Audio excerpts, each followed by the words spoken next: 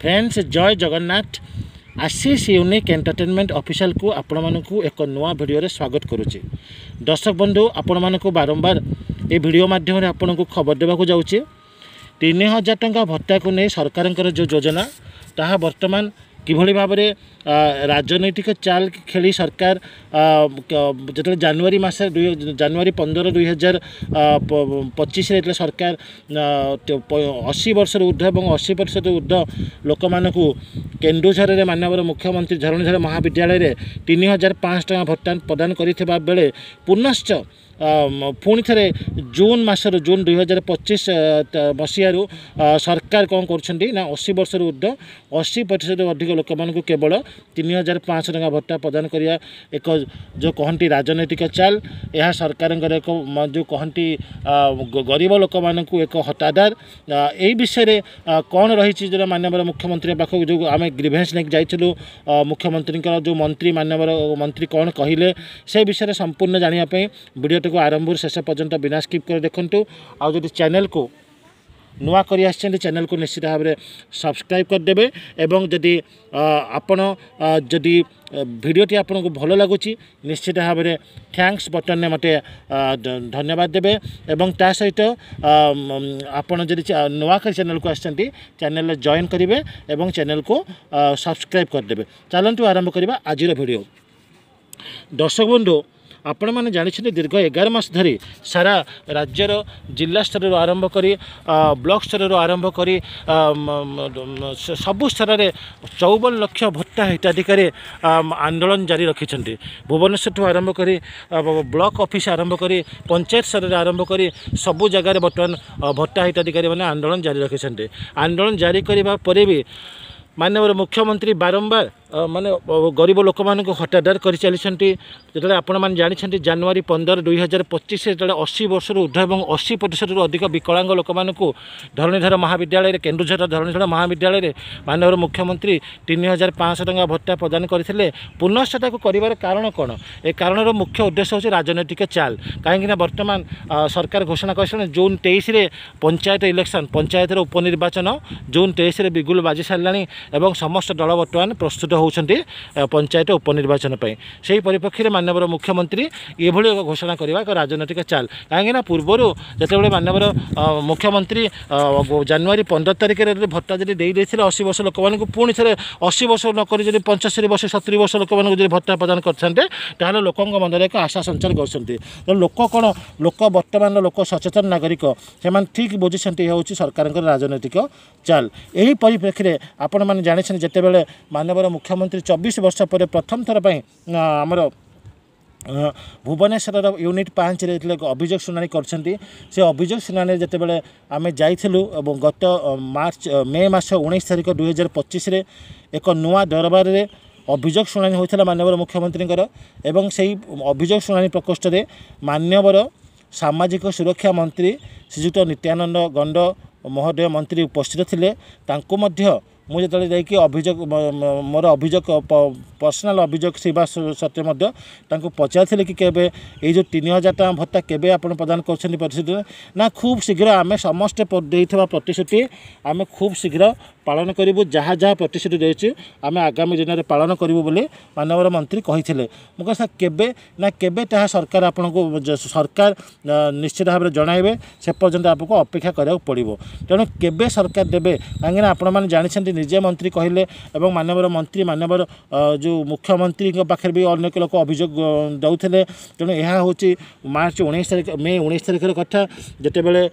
माननीय मंत्री महोदय निजे उपस्थित थे अभियोग प्रकोष्ठ में आपण मैंने जानते बुद्धिजीवी सम्मेलन में आईन मंत्री अबकारी मंत्री पृथ्वीराज हरचंदन महोदय कहते कि आम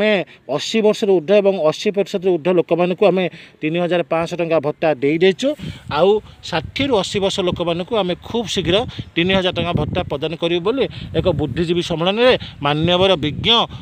आईन मंत्री कहते कि आम खूब शीघ्र 60 ରୁ 80 लोक मानू 3000 टंका भत्ता प्रदान करदेव बोली कही किंतु वर्तमान आसिक जो कही फेब्रुआरी मसरे कही वर्तमान आसी 5 मास बीती सारे जून 12 तारिख 11 तारिख 13 तारिख पर्यंत वर्तमान सरकार तांकर वर्ष पूर्णी उत्सव पालन करने सारा राज्य में जिला स्तर में ब्लॉक स्तर में सहर में वर्ष पूर्णी उत्सव पालन करने वर्तमान सरकार प्रस्तुति जारी रखिंट। यही परिप्रेक्षी में वर्तमान सुधा सरकार कौन पे 54 लाख भत्ता हिताधिकारी को वर्तमान सुधा भत्तारू वंचित रखिंट वर्तमान प्रश्नवाची हो सृष्टि उठी जिते बड़े 1000 टंकार चलवा वर्तमान कष्टसाध्य हो पड़े कहीं जब 1000 टका मासक हो दिन को 33 टका पड़ा 33 टकर गोटे लोक वर्तमान किभली भाव में निजर परिवार प्रतिपोषण कर जो तेल दर वर्तमान 148 टका हो विभिन्न दरदाम आवश्यक सामग्री वर्तमान दरदाम वृद्धि पाईगला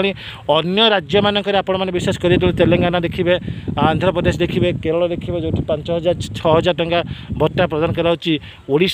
सबुठ गरीब राज्य से मात्र 1000 टका भत्ता प्रदान करा ठीक समय प्रदान करा जाऊ नहीं अनेक लोक पाइबार वंचित होती जो विकलांग लोक मान सरकार वर्तमान अवहेलित कर 80% ऊर्ध लोक मान भत्ता देके अन्य लोक मान वंचित करवा एक निश्चय निंदनीय कथा। तेणु सरकार कहते आम जो 21% थिला आमे से 11% पालन कर दीचु आउ जो 10% अच्छे आगामी वर्ष आमर एक विवृत्ति प्रदान करते आमर मान्यवर विपर्यय प्रशमन मंत्री श्रीजुक्त सुरेश पुजारी महोदय से कही कि आमे जो प्रतिश्रुति देइछलु मैनिफेस्टो देइछलु सरकार को आसला पूर्व से आम 11% बर्तमान पालन कर आउ जो 10% रहा ताहा आमे खूब शीघ्र आसंता वर्ष आसंता आर्थिक वर्ष में आम आउ 10% को पालन करदेव बोली मान्यवर जो कहते विपर्यय प्रशमन मंत्री सुरेश पुजारी महोदय कही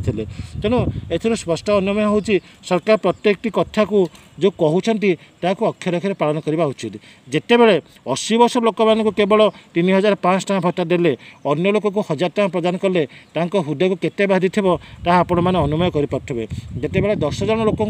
आपण भोजी को निमंत्रण करी केवल 3 जन लोक खाया को देकी 60 जन लोक को फेरस्त करदे से हृदय को केते बाधुव से अनुमय करें 80 वर्ष ऊर्ध लोक मान 3500 टका भत्ता दे 60 वर्ष ऊर्ध लोक मान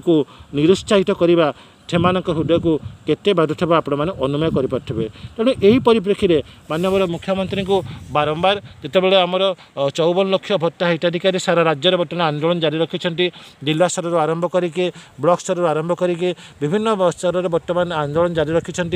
विभिन्न भत्ता प्रदान संघर्ष समिति आंदोलन जारी रखी से परिप्रेक्षी में माननीय मुख्यमंत्री को अभियोग प्रकोष्ठ देके अभियोग कर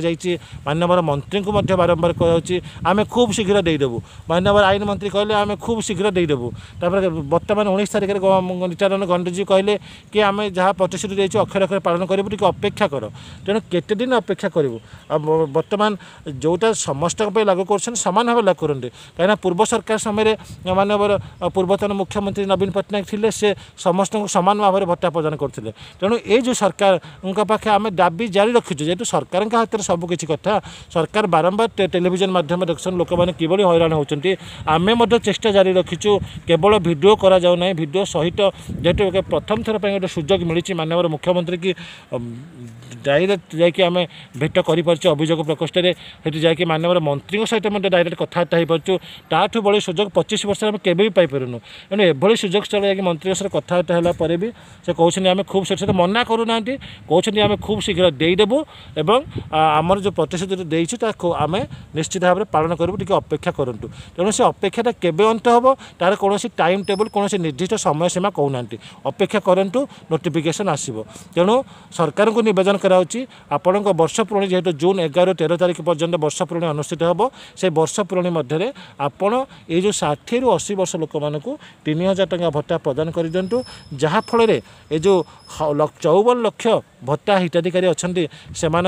आशीर्वाद आपण पड़ो आपणकर जो आगामी दिन आगामी राजनैतिक भविष्य निश्चित भाव में सफल भाव में रूपांतरित हम आज भिडियो एतिकी भिडियोटी जब आपको भल लगी निश्चित भाव में लाइक करदे चैनल को जब नुआ कर सब्सक्राइब करदे और भिडियोटी की शेयर करदे और जब भिडियोटी भल लगी निश्चित भाव में थैंक्स बटन में मते सहयोग करेंगे। रोची जय जगन्नाथ।